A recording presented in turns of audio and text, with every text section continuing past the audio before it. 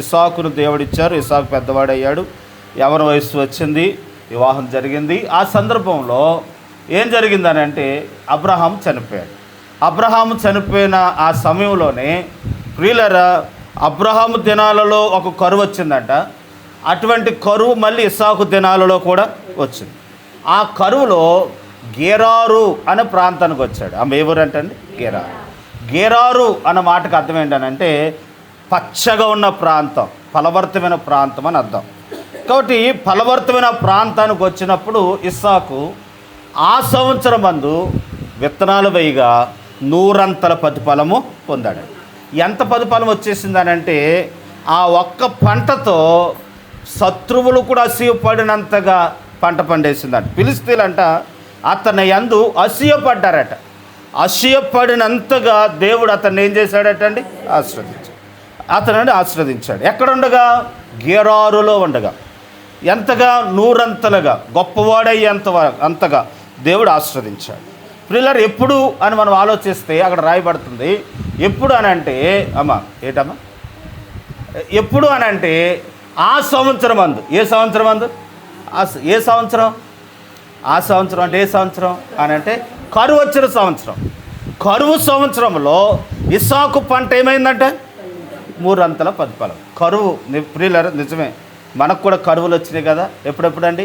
Corona టైంలో కరువు వచ్చింది, తినడానికి లేదు. ఆ టైంలో వరదలు వచ్చినప్పుడు, నా చిన్నప్పుడు వరదలు వచ్చినప్పుడు తినడానికి లేక ఫ్యాక్టరీలో పరిగెత్తే ఆ ఫ్యాక్టరీలో పులిహోర ప్యాకెట్లు అయితే అక్కడ కూర్చొని అక్కడ తినే రోజులు.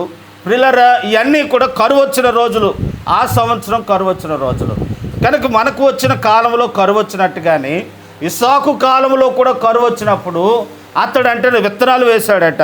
విత్తనాలు వేయగా ఏ పంట పండిందని అంటే 100 పంట పండటానికి కారణం ఏంటనంటే అండి, ఎవరైనా అందరూ విత్తనాలు వేస్తారు, అందరూ ప్రయత్నాలు చేస్తారు, కానీ అందరూ సక్సెస్ అవ్వరు, అందరూ అభివృద్ధిలోనికి రావరు. కొంతమంది అభివృద్ధిలోనికి రావటానికి కారణం ఏంటంటే దేవుడు వారికి ఏమై ఉండాలనంటే తోడై ఉండాలి. కరువులో విత్తనాలు వేయగా ఇస్సాకు 100 ప్రతిఫలం పొందటానికి దేవుడు ఏమై ఉన్నాడనంటే తోడై ఉన్నాడు. ఈరోజు ఈ వాక్యాన్ని మనము అనుభవించుకుంటే కనుక, మనము కూడా ఈ వాక్యాన్ని మనము అన్వయించుకుంటే కనుక ప్రియులారా, మన విషయాల్లో కూడా దేవుని నమ్ముకున్నాం, ఆయన వెంబడిస్తూ ఉన్నాం, ఆయన ఆశ్రయిస్తూ ఉన్నాం, ఆయన అడుగు జాడల్లో నడుస్తున్నాం, భక్తి చేస్తూ ఉన్నాం, సినిమాలు మానేసాం, పాపం మానేసాం, బూతులాడటం మానేసాం, అందరిలాగా బజార్ చుట్టూ తిరగటం మానేసి భయం కలిగి, భక్తి కలిగి, విశ్వాసంతో సాగుతున్న మన జీవితాల్లో మనకు కూడా దేవుడు కార్యాలు చేస్తాడు.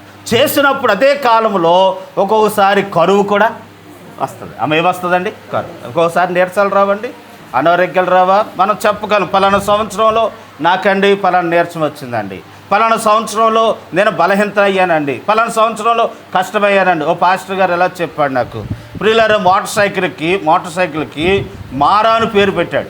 ఆమె ఏం పేరు అంటే దాని పేరు మారా అని రాశాడు. ఇదేంటన్నయ్యా మారా అని రాసావేంటి అని అంటే, నిజమేరా, ఈ మోటార్ సైకిల్ కొన్న టైంలో మాకు ఇంట్లో అన్నీ సేదనుభవాలే, కుటుంబంలో గొడవ, పిల్లలకు అనారోగ్యాలు, కనుక అప్పులు పాలైపోయాం, చాలా కష్టాల్లో ఉన్నాం. ఆ కష్టాల్లోనే దేవుడు మాకు బహుమానంగా ఈ మోటార్ సైకిల్ ఇచ్చాడండి. ఇచ్చటాన్ని బట్టి అది గుర్తుండడానికి ఏ పేరు పెట్టాడు?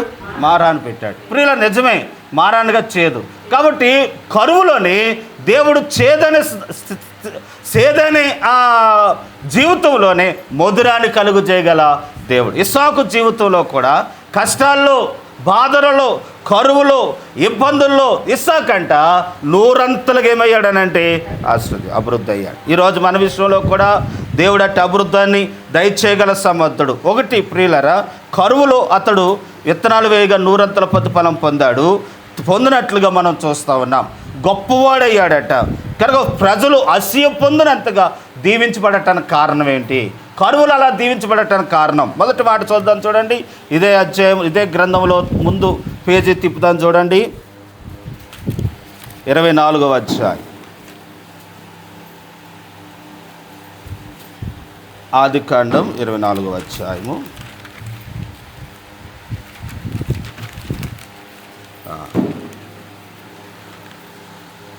అమ్మ 24వ అధ్యాయము 62వ వచనం అండి, 63వ వచనం. సాయంకాలమున ఇస్సాకు పొలములో ధ్యానింప బయలు వెళ్ళి కన్నులెత్తు చూచినప్పుడు ఒంటులు వచ్చుచుండెను. చాలు. ఇక్కడ చూస్తే ఇస్సాకు ఎందుకు కరువులో దీవించబడ్డాడంటే తనకు ఒక అనుభవం ఉందంట, అలవాటు ఉందంట. ఏమిటి అలవాటు అని అంటే, తానంటే పొలములోనికి వెళ్ళి ప్రతిరోజు సాయంత్రము సల్లపూట పొలములో ఏం చేస్తున్నాడట, జ్ఞానిస్తున్నాడట. దేవుని గురించి ఆయన గొప్పతనాన్ని జ్ఞాపకం చేసుకుంటున్నాడట. జ్ఞాపకం చేసుకున్నాడు. దాన్ని బట్టి దేవుడు అతను ఏం చేశాడనంటే నూరంతలుగా దేవుడు ఇప్పుడు ప్రార్థన జరుగుతున్నప్పుడు ప్రార్థనకు రాకపోతే దేవుడు ఎలాగ ఆశీర్వదిస్తాడు, ఎలా ఫలింపు చేస్తాడు, ఎలాగ అభివృద్ధి పరుస్తాడు. నేను చాలాసార్లు చెప్తున్నాను. నేను మొన్న కూడా చెప్పాను, ఎక్కడో చెప్పాను. ప్రియులారా, ఒక చెట్టు, ఒక మొక్క ఫలభరితంగా ఇప్పుడు చూడండి, మొక్క ఎదిగి కాయలు కాస్తున్నప్పుడు అది వంగిపోకుండా, ములగ మొక్క ఉందనుకోండి, అది వంగిపోకుండా కాయలు నిండుగా ఉన్నప్పుడు అది వంగిపోకుండా ఇరిగిపోకుండా ఏం పెడతారు, సపోర్ట్ పెడతారు. చూడండి, గాలి వేసిన తుఫాను వచ్చిన అది పడిపోకుండా ఇరిగిపోకుండా దానికి ఎలాగొస్తే కర్రకు సపోర్ట్గా ఉంటుందో మనము కూడా కరువు కాలమందు మనం ఫలించాలనంటే, కరువు కాలంలో దేవుడు మనల్ని ఆశీర్వదించాలంటే, కరువు కాలంలో దేవుడు మనల్ని దీవించాలనంటే ఇస్సాకు చేసిన పని ఏంటనంటే పొలంలోకి వెళ్ళి జ్ఞానిస్తున్నాడట. పొలం అనగా దేవుని మందిరం, దేవుని సన్నిధి. ఎవరైతే దేవుని మందిరంలో జ్ఞానిస్తారో, ఎవరైతే దేవుని మందిరంలోకి వస్తారో, దేవుని సమయానికి దేవునికి ఇస్తారో వారిని దేవుడు కరువు వచ్చినా, దేశమంతా కరువు ఉన్నా వారిని మాత్రము నూరంతలుగా ప్రశ్నిస్తాడు. దేవునికి స్తోత్రం.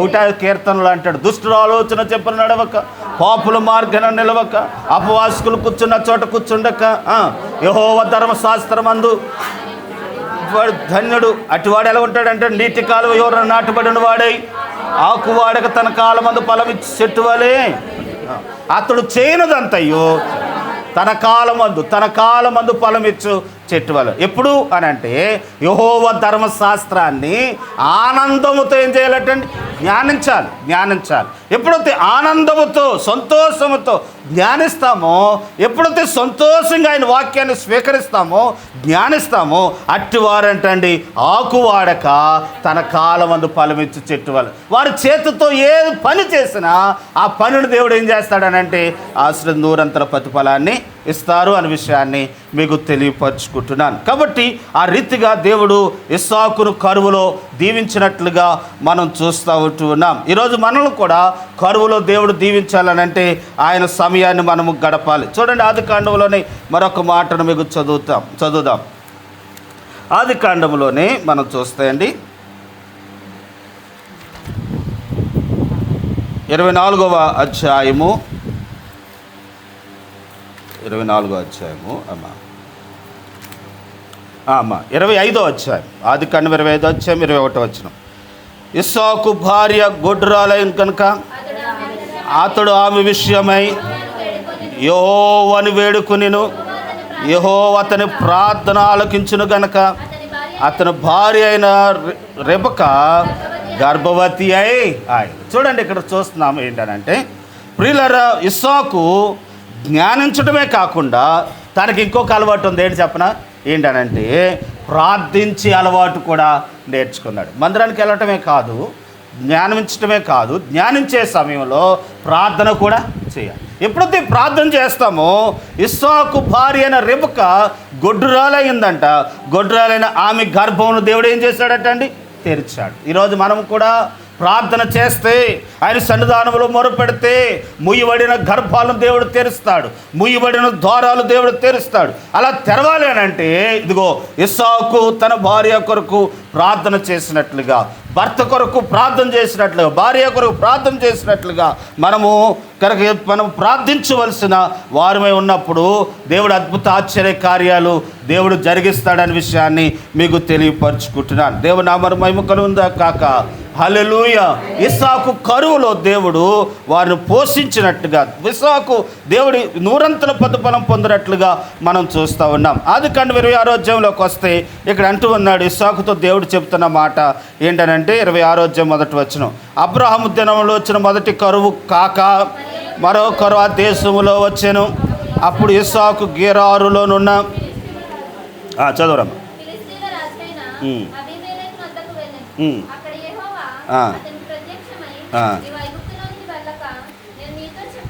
నీవు ఐగుప్తునకు వెళ్ళక నీతో చెప్పిన దేశమందు నివసించుము, ఆ దేశమందు పరవాసువై ఉండుము. నేను నీకేమై ఉన్నాను? తోడై ఉంటాను. నిన్నేం చేస్తాను? ఆశీర్వదిస్తాను. చాలరా. ఇప్పుడు కరువు వచ్చిన కాలంలో ఇస్సాకుకు దేవుడు ప్రత్యక్షమై అంటున్నాడు, ఇస్సాకు నీవు ఇడిచిపెట్టి వెళ్ళొద్దు, గేరారులో విడిచిపెట్టి వెళ్ళొద్దు, ఎక్కడికి ఐగుప్తు వెళ్ళొద్దు, ఇక్కడే ఉండు, నేను నీకేమై ఉంటాను? తోడు. ఇప్పుడు కరువు వచ్చిందండి. ఒరిస్సా నుండి చాలామంది మన ప్రాంతానికి వచ్చి ఇక్కడ టీ కొట్లు ఏమేమి పెడతా ఉన్నారు. ఎందుకు వచ్చేస్తున్నారు అని అంటే ఆ ప్రాంతంలో ఏమొచ్చింది? వాళ్ళకి కరువు వచ్చింది. మనం కూడా అయ్యా జలసేమలు వెళ్ళేవాళ్ళం కదా.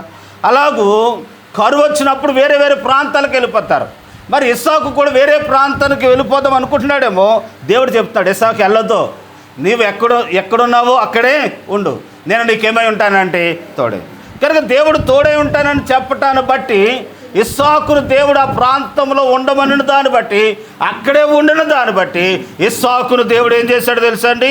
నూరంతలుగా నేను ఈ మాటను బట్టి మీతో చెప్తున్నాను. కరువులో దేవునికి విధేయుడయ్యాడు. దేవుని మాటకి ఏమయ్యాడండి? మనం కూడా దేవుడు ఆశీర్వదించాలంటే దేవుని మాటకి ఏమవ్వాలి? బైబిల్లో ఊరిడిచిపెట్టి వెళ్ళిపోయిన ఒక ఆమె ఉంది. ఎవరు చెప్పండి? నయోమి. ఆ రోజులో బెత్లెహేం అనగా దేవుని రొట్టె ఇల్లు అని అర్థం.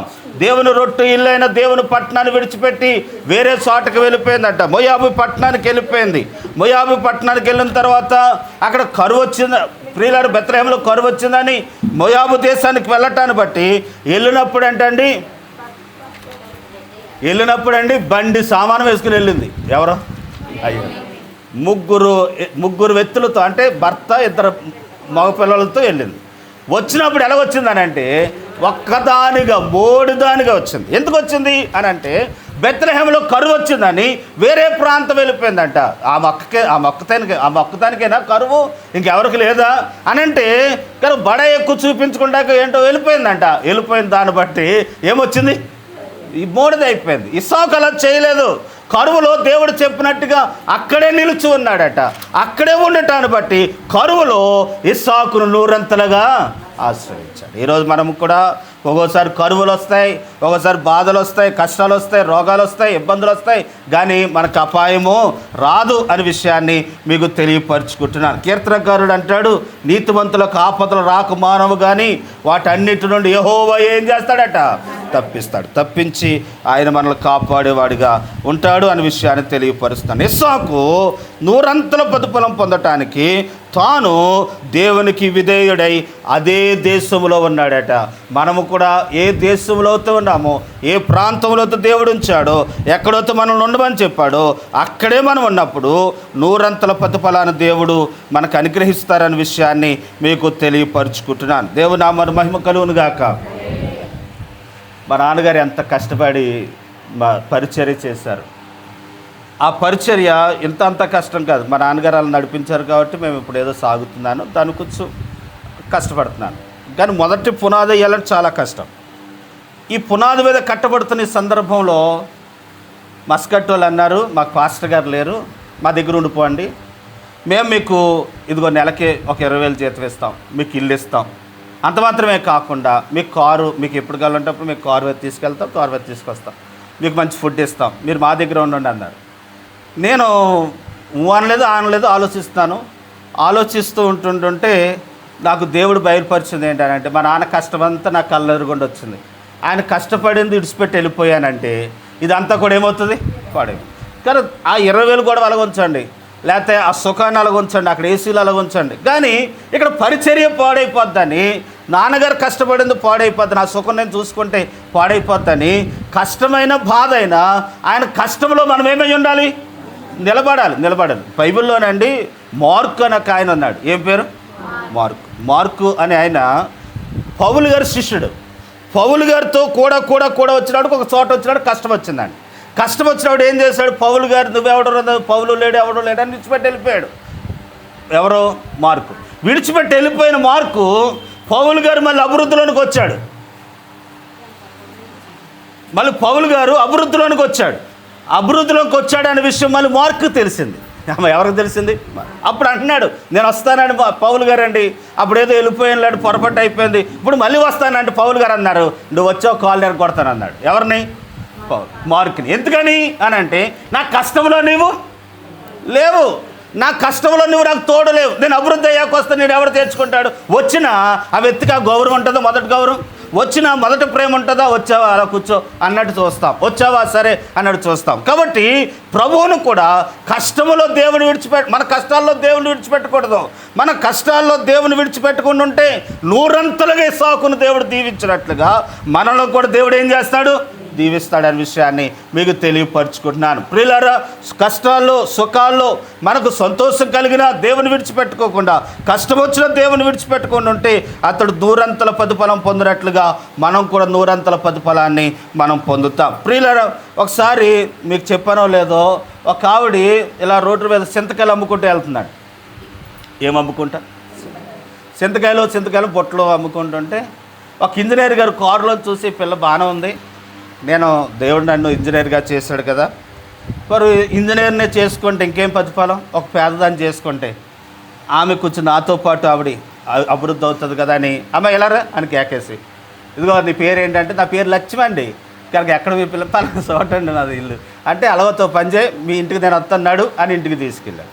ఇంటికి తీసుకెళ్ళిన తర్వాత వాళ్ళ అమ్మ నాన్నలతో మాట్లాడి, ఏమండి నేను ఇంజనీర్ని అండి, మా ఇల్లు ఎక్కడని పలానా చోట అని, నేను మంచిగా దేవుడు నన్ను ప్రదర్శనలు ఉంచాడు, నాకు కోరికింది ఏంటంటే మీ పిల్లలు పెళ్లి చేసుకోవాలనిపిస్తుందని, పెళ్లి చేసుకుంటాను మీరు ఒప్పుకోండి అన్నాడు. అయ్యి బాబు మీరు చేసుకుంటే మేము ఎందుకు ఒప్పుకోమని, చేసుకోండి బాబు అని పెళ్లి చేశారు. ఎవరు పెళ్ళి అయిపోయింది. ఇంజనీర్ గారికి ఇప్పుడు ఎవరు వచ్చారు? భార్య. చింతకాయలు అమ్ముకున్నది వచ్చింది. ఈ చింతకాయలు అమ్ముకున్నది వచ్చినప్పుడు మరి మనుగుడుపుకి వెళ్తారు కదా, మనుగుడుపుకి వెళ్ళిన తర్వాత అమ్మాయి ఇంటికాడ ఉన్నారు ఈ ఇంజనీర్ గారు. పాపం ఆ పూరైళ్ళైనా చిన్న ఇల్లు అయినా ఆయన ప్రేమతో చేసుకున్నాడు కాబట్టి అడ్జస్ట్ అవుతున్నాడు. ఏమైనా ఒకరోజు మనం అలా సరదాగా వెళ్ళొద్దామని నరేంద్ర సెంటర్కి అలాగ వెళ్ళారండి. అక్కడ ముసలామి తట్లో బుట్టలో చింతకాయలు పెట్టుకుని చింతకాయలు అని అమ్ముతుందండి. ఇదంటది బుట్టది చింతకాయలది, ఏవండి అది ఆ ముసలిది అమ్ముతుంది, వంకర టెంకరగా ఉన్నాయి చింతకాయలు ఏంటండి అయ్యి అందంట. ఆ వంకర టెంకరగా ఉన్నాయి ఏంటి అందంట. దీనికి తెలవదా వంకర టెంకర ఒకప్పుడు ఏం తిందండి, ఏం అమ్ముకుని బతికిందండి. ఈరోజు ఎదిగినప్పటికీ ఏం మర్చిపోయింది? చింతకాయలు మర్చిపోయింది. ఈరోజు ప్రియులారు గమనించండి, మనము అభివృద్ధి అయినా లేని వారైనా మనం దేవుణ్ణి విడిచిపెట్టకూడదు. ఇస్సాకు ఆ కరువులో అక్కడే ఉన్నాడు కనుక అతడు నూరంతల ప్రతిఫలాన్ని పొందాడు. నేను ముగిస్తాను చూడండి, మరొకసారి ఆ మాటలు చదువుదాం. ఎలా దీవించబడ్డాడంట అని మనం చదివితే 26వ అధ్యాయం అండి. ప్రియులారు ఎంతగా దేవుడు దీవించాడు ఆ మాట చదువుదాం. 12వ వచనం అండి, 26వ 12. ఇస్సాకు ఆ దేశమందు ఉన్నవాడై విత్తనం వేసి ఆ సంవత్సరము నూరంతల ప్రతిఫలము పొందాను. యెహోవా అతనిని, అంటే నూరంతల ప్రతిఫలం పొందాలంటే యెహోవా అతన్ని ఏం చేశాడట? మనల్ని కూడా దేవుడు నూరంతల ప్రతిఫలం పొందాలంటే దేవుడు ఏం చేయాలండి? ఎవరిని ఆశీర్వదిస్తాడు చెప్పండి? ఇప్పుడు దాకా చెప్పాను కదా, ఇప్పుడు దాకా ఎవరిని ఆశీర్వదిస్తాడు చెప్పండి? 1, ఇస్సాకు పొలంలో ఏం చేశాడట? జ్ఞానించాడు. 2, అక్కడే ఉన్నాడు, కొరువులో ఉన్నా కానీ వేరే చోటకి వెళ్ళే దేవునికి మాటకు విధేయులయ్యాడు. 3 ఏంటనంటే ప్రార్థన చేసేవాడు. కాబట్టి ఆ లక్షణాలు ఉన్న వాళ్ళని ఇస్సాకుకు దేవుడు తోడయుండి అతను ఏం చేశాడటండి? తర్వాత చదువుదాం. ఆస్వాదించిన కనుక మనుషుడు ఏమయ్యాడట? గొప్పవాడయ్యాడట. ఏమవుతాడమ్మా అంటే యెహోవా ఆశీర్వదిస్తే మనిషి ఏమవుతాడు? అందరినీ దేవుడు ఆశీర్వదిస్తారు. వారు ఏమవుతారనంటే గొప్పవారు అవుతారండి. గొప్పవారుగా దేవుడు చేస్తారు. దేవుని బిడ్డలు గమనించండి, అది ఏ వ్యాపారమైనా, ఏ ఉద్యోగమైనా, ఏ పని అయినా గొప్పవారిగా దేవుడు చేస్తారనే విషయాన్ని మీకు తెలియపరుచుకుంటున్నాను. తర్వాత మనం చదువుతున్నాం, అతడు మిక్కిలి గొప్పవాడు. ఎంతవరకు అయ్యాడట? మిక్కిలి గొప్పవాడు అయ్యే వరకు అతడు క్రమముగా. దేవుని ఆశీర్వాదం అంటే ఎప్పుడు ఒకేసారి వచ్చేది, ఒకసారి వచ్చిందంటే అది ఆశీర్వాదం కాదు. దేవుని ఆశీర్వాదం ఎలా వస్తుంది అని అంటే కష్టపడిన దాన్ని బట్టి వస్తుంది. ఆ కష్టాన్ని దేవుడు క్రమముగా ఏం చేస్తాడటండి? ఆశీర్వదిస్తాడు, అభివృద్ధి చేస్తాడు. ఈరోజు మనం కూడా మనకు కష్టపడితే ఆ కష్టాన్ని దేవుడు క్రమముగా ఏం చేస్తాడని అంటే ఆశీర్వదిస్తాడు, దేవుడు దీవిస్తాడు. కష్టపడుకోకుండా దేవుని ఆశీర్వాదాలు ఎవరికైనా రావు. నేను ఎలా అంటున్నాను, మీ కష్టం మీద అవుతే నా కష్టము నాది. నేను దేవుని సేవలో నేను కష్టపడాలి. క్షణం తీరుకుండదు, క్షణం ఖాళీ ఉండదు.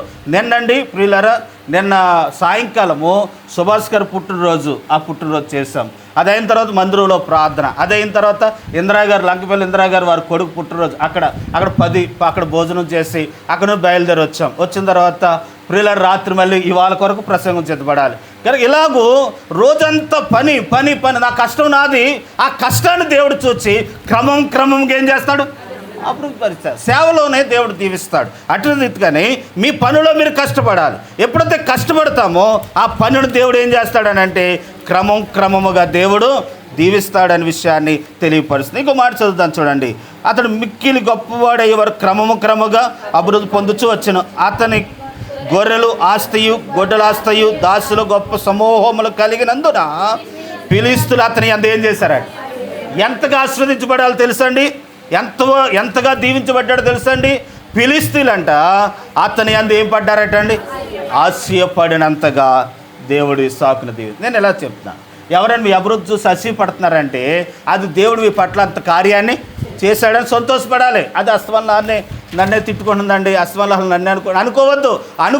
అనుకునేలాగానే దేవుడు అస్తిత్వానికి తీసుకొచ్చాడు. కాబట్టి ఇస్సాకు ఆ సంవత్సరం అందు విత్తనాలు వేయగా 100 ప్రతిఫలం పొందాడు. శత్రువులు ఆశయపడినంతగా దేవుడు అతన్ని ఏం చేశాడనంటే ఆశీర్వదించాడు. ఈరోజు దేవుని వాక్యాన్ని బట్టి చెప్తున్నాను, ఇస్సాకును దీవించినట్టుగా మనల్ని దీవించాలంటే ఇస్సాకులో ఉన్న గుణ లక్షణాలు చూడండి. కీర్తన గ్రంథం ఈ మాట చదివి ప్రార్థన చేద్దాం. 126వ అధ్యాయంలో అంటాడు, ప్రియుల కన్నీటితో ఇత్తువాడు సంతోషమైన పనులు కన్నీరు విరుచుచు ఇత్తువారు సంతోషగానము పంటలను కోసెదరు. పిడికేడు విత్తనాలు చేత పట్టుకొని సంతోషగానము. ఎవరైతే కన్నీటితో ఇత్తుతాడో, కన్నీటితో ఏడ్చి పని ప్రారంభిస్తాడో అట్టి వారంటండి సంతోషమైన పనులు చేత పట్టుకుంటారట. వారంట సంతోషగానము చేస్తారు. వారంటండి ప్రార్థన చేసినోడు ఎన్నడూ సిగ్గు వారు పడరు. ప్రియులారా, ఈరోజు కొంచెం కష్టంగానే ఉండొచ్చేమో కానీ కడకొది మేలుకరంగా దేవుడు చేస్తాడనే విషయాన్ని మీకు తెలియపరుస్తున్నాను. కన్నీటితో ఎత్తితే సంతోషమైన పనులు చేత పట్టుకుంటాం. కన్నీటితో ఎత్తితే మనము సంతోషగానము చేస్తాం. కాబట్టి ఈరోజు దేవుని సన్నిధానంలో కన్నీరు కారుద్దాం, ఆయన సన్నిధానంలో ప్రార్థన చేద్దాం. నేను ఈ వారాల్లో చెప్పానండి, 21 రోజులు ఏం చెప్పానంటే కన్నీరు బుడ్డులో ఉంది. ఆ కన్నీరు దేవుడు తన ఎదుట ఎట్టుకున్నాడట. ఎప్పుడు దాకా ఎట్టుకుంటాడంట అని అంటే, మనం దేని కొరకు కన్నీరు కార్చామో అది నెరవేరు వరకు ఆయన కన్నీరు ఎక్కడుందంట? ఆయన బుడ్డులోనే ఉంది. కాబట్టి నీ కన్నీరు వ్యర్థం కాదు. లోకస్తుడు నీ కన్నీరు చూసి సులకన చేయొచ్చేమో, లోకస్తుడు నీ కన్నీరు చూసి హేళన చేయొచ్చేమో, కానీ ఆ కన్నీరు దేవుడు ఎలా చూస్తున్నాడు అని అంటే విలువగా చూస్తున్నాడు. ఆ విలువైన నీ కన్నీటికి దేవుడు సహాయాన్ని చేస్తాడు. కాబట్టి ఇస్సాకును 100 ఆశీర్వదించినట్టుగా మిమ్మలను దేవుడు ఆశీర్వదిస్తాడనే విషయాన్ని మీకు తెలియపరుచుకుంటున్నాను. దేవుని నామమున మహిమ కలుగును గాక. నేను ఎవరైనా ప్రార్థన చేయండి అమ్మ అంటే నేను ప్రార్థన చేస్తాను. రావటమే అమ్మకు చెప్తాను, అమ్మ ఇగో పలానా వాళ్ళు ప్రార్థన చేయమన్నారమ్మా, పలానా వాళ్ళు ప్రార్థన చేయమన్నారమ్మా అని అంటే మా అమ్మ మరి తెల్లవారులు అలా మెలకుగా కూర్చుంటుందండి పాపమ్మ. అలాగే కూర్చొని మోకరించదు కానీ అలాగే కూర్చొని చదువుతూ ఉంటుంది, ప్రార్థన చేస్తూ ఉంటుంది. కనుక ఎంతసేపు చేస్తుందో, నేనేమో అలసిపోయి వచ్చి కాసేపు పడుకుంటాను. నేను చెయ్యాలనుకున్న సమయంలో చేసుకొని నా పని నేను చూసుకుంటాను. కానీ మా అమ్మ ఎప్పుడు ఖాళీ దొరుకుతప్పుడు చేస్తూ ఉంటుంది. నేను అంటూ ఉన్నాను, ప్రియులారా, అలా ప్రార్థన చేసే మూలానే ఇదిగో ఎందుకు పనికిరాని నన్ను దేవుడు తన సేవ కొరకు వాడుకుంటున్నాడు. ప్రార్థన చేసేవారిని ఎప్పటికైనా దేవుడు వారి పిల్లల్ని ఏం చేస్తాడండి? ఆశీర్వదిస్తాడనే విషయాన్ని మీకు తెలియజేస్తున్నారు. వారు ఎన్నడూ ఓడిపోరు, వారు ఎన్నడూ సిగ్గునందరు. దేవుడు వారికి సహాయాన్ని కన్నీటితో ఇత్తువారు ఏం చేస్తారట? సంతోష పనులు చేత పుట్టుకుంటారు. కాబట్టి అట్రీతిగా దేవుడు మనకు సహాయం చేస్తాడు. నాకు కూడా మా అమ్మ ప్రార్థన అంటే నమ్మకం. కాబట్టి ఏమైనా సమస్య వచ్చినప్పుడు ఎలా ఉందాము నా పరిస్థితి, ప్రార్థన చేయమ్మంటే మా అమ్మ ప్రార్థన చేస్తుందని అంటే అది నెరవేరింది అని అర్థం. దేవుని నామమున మహిమ కలుగును గాక. కడింపాల్లోనండి మేము సేవ చేస్తున్నాం, 10 సంవత్సరాల నుంచి చేస్తున్నాం.